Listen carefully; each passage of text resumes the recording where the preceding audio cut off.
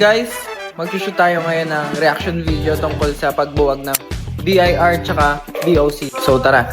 So yun guys, isa-set up na natin yung mga kailangan natin gamitin para sa shoot. Let's go, shoot na natin si ma'am.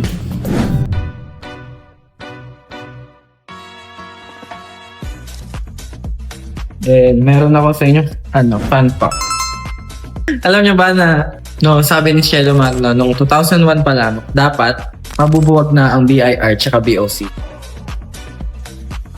Then, may isa pang nagsabi na experts na dapat naipatupad na daw agad dati pa yung National Revenue Authority. So, yan. So, yun guys, ini-edit ko na yung reaction video ni ma'am. So, as you can see. Yan. So, later, tatapusin ko na yan para ma-post na later. Bye!